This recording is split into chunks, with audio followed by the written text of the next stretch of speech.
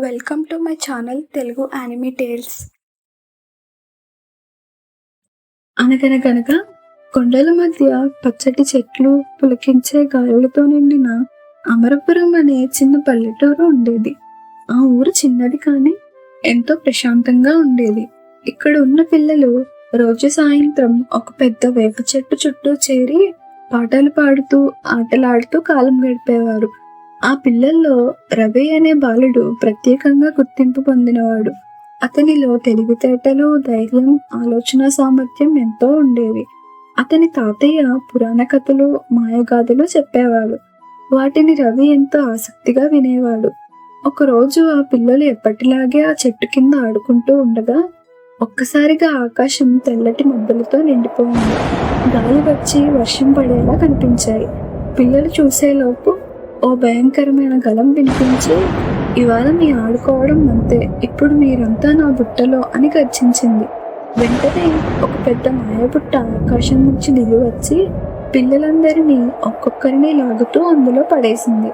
పిల్లలు భయంతో అరవడం, ఏడవడం మొదలుపెట్టారు. అయితే రవి మాత్రం ఆందోళన చెందలేదు.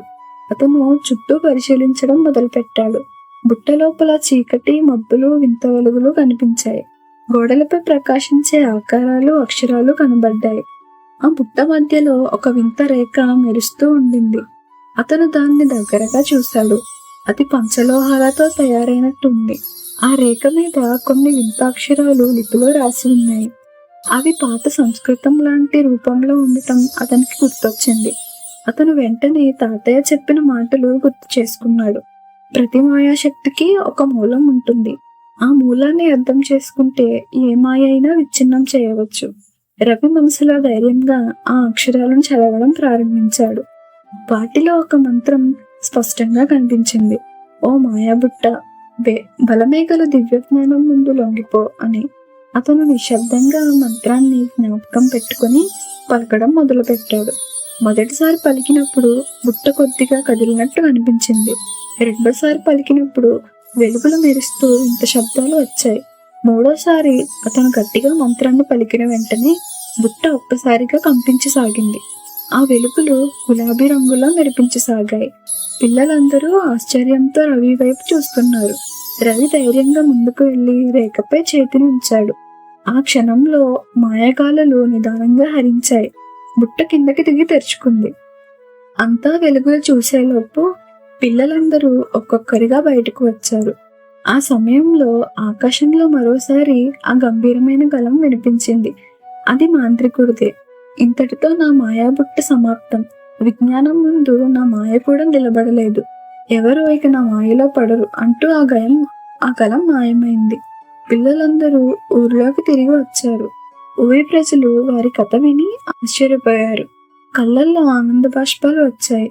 రవి తెలివితేటలకు, ధైర్యానికి ఊరి పెద్దలు అభినందించారు.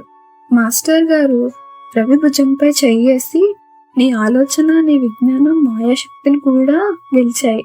నువ్వు మా ఆశ" అన్నారు. రవి నవ్వుతూ, "భయపడకూడదు, ప్రశ్నించాలి, గమనించాలి, ఆలోచించాలి. విజ్ఞానం మన అసలైన ఆయుధం.